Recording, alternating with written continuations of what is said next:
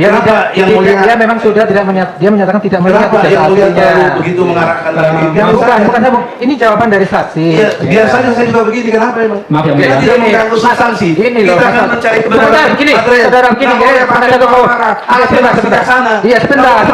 sebentar dulu. Dengarkan dulu.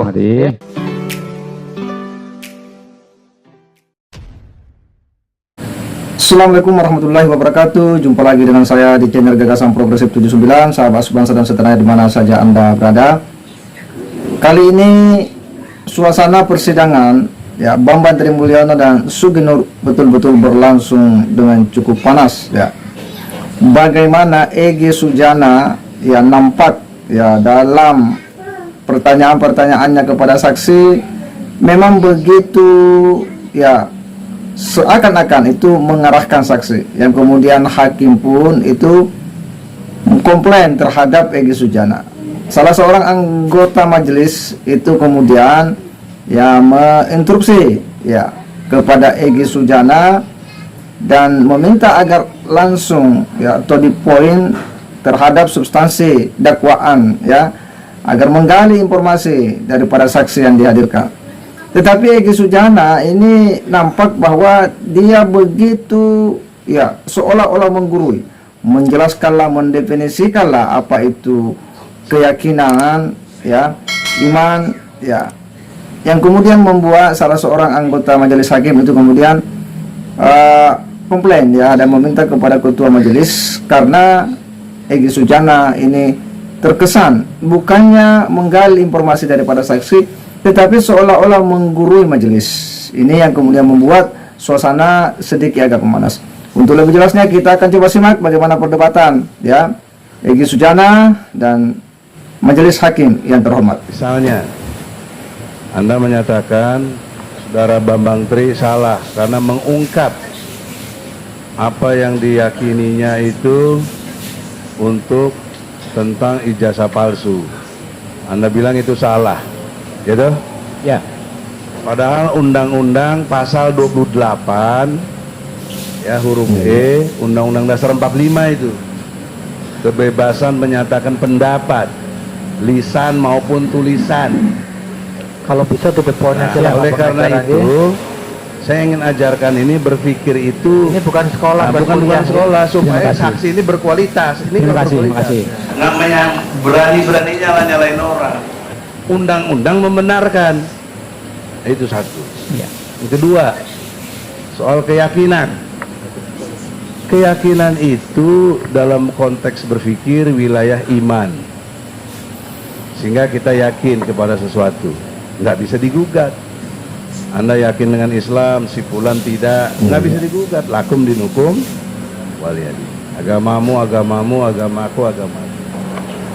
Dalam konteks keyakinan itu tidak punya nilai untuk menentukan ijazah asli. Kenapa? Karena di sini keimanan tadi ada yang yakin, ada yang tidak. Bambang Tri tidak pakai keimanan, tidak pakai soal kayak dia pakai proses penelitian, artinya memastikan. Jadi ada proses memastikan. Ini sidang ini, proses ini interupsi Pak Ketua Majelis. Sidang ini memastikan. Ini saya selaku anggota majelis tersinggung malah. Iya, Pak. Karena ini bukan pertanyaan pada saksi tapi malah kayak mengguruin majelis gitu. Mohon tutup poin aja ya. Kita sudah sore nih, asar kita sudah mau habis. Dimensi hukum dipersingkat. itu. Mohon izin Pak pengacara. Kita tidak membatasi, tapi tolong ini bukan Kalau tidak membatasi jangan dipotong saya. Iya, tapi pertanyaan yang kita izinkan pertanyaan, Kan bukan dari situ kuliah. saya Bukan kuliah, ya? Ini bukan kuliah. Saya kasih pengantar supaya dia mengerti. Ternyata kan dia nggak mengerti. Saya udah jawab. Kami tahu Pak. Iya. Ya udah. Jadi ini prosesnya memastikan. Anda menyerang dengan meyakini itu terjadi satu perbedaan yang sangat jelas. Bahwa dengan demikian pertanyaannya Anda tidak pernah melihat ijazah Jokowi, tapi meyakini. Ini kontradiksi. Bagaimana meyakini tapi tidak pernah lihat? Dari tadi sudah dijawab tadi. Alasan dia meyakini tadi sudah dijawab. Ya, tapi belum dalam pengajian pola berpikir. Dia Kenapa tidak, yang mulia? dia memang sudah tidak dia menyatakan tidak melihat Kenapa ijazah yang mulia aslinya. terlalu begitu mengarahkan tadi?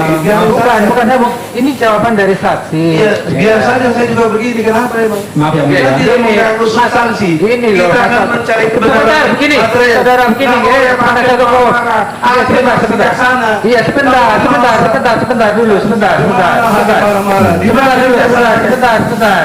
Dengarkan dulu. Dari awal tadi udah saya sampaikan, karena mohon dibatasi pertanyaannya to the point dan tidak bertele-tele, terutama yang di luar konteks dari surat dakwaan. Jadi supaya juga diperhatikan juga kebebasan saksi. Ya, cukup alot ya bagaimana situasi persidangan kali ini dan bagaimana Egy Sujana itu tampil beberapa kali ya mencoba ya mengkanter ya beberapa teguran-teguran daripada hakim. Dan memang kelihatan bahwa Egy Sujana seolah-olah ini menggurui ya. Dan dia pun diingatkan bahwa ini bukan untuk perkuliahan, ini bukan untuk kemudian menggurui, tetapi tugas pengacara adalah bagaimana menggali informasi daripada saksi yang dihadirkan. Tetapi kenyataan yang kita lihat, yang kita saksikan ya, bahwa memang terkesan bahwa pengacara Egy Sujana ini hendak mengarahkan saksi. Ya memang dari persidangan-persidangan sebelumnya ya selalu ya kelihatan bahwa ya pengacara ini mau membangun logika berpikir yang agar saksi juga mengikuti logika berpikir pengacara ya. Padahal saksi hadir ya tentu memberikan keterangan ya setelah disumpah terhadap apa yang dia lihat, apa yang dia alami, apa yang dia saksikan. Tidak boleh diminta untuk kemudian menjelaskan sesuatu yang di luar daripada pengetahuannya.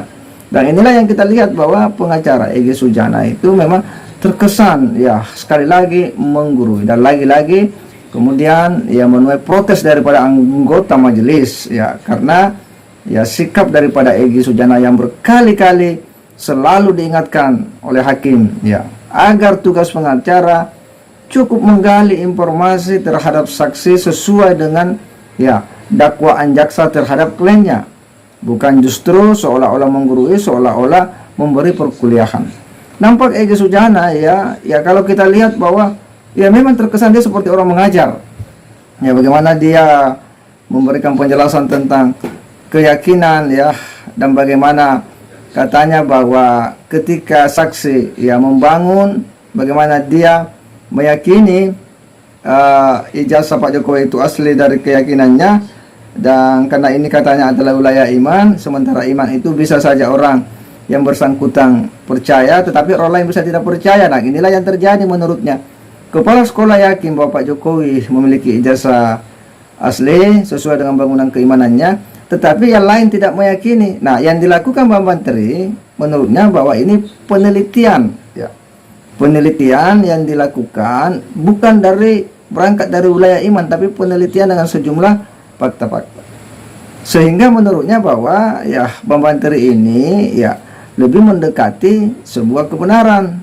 Nah, padahal ya apa yang sudah disampaikan oleh kepala sekolah dia juga punya dasar. Bagaimana dia membangun keyakinannya bahwa Pak Jokowi itu punya ijazah asli karena dia pernah sekolah.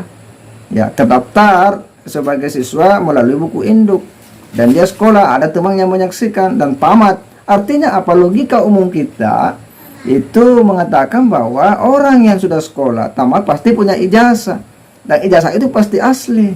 Nah disinilah Egy Sujana tak mau menerima ya pengetahuan logika pengetahuan yang sudah disampaikan oleh kepala sekolah dengan sejumlah fakta-fakta sesuai dengan pengetahuan yang dimiliki.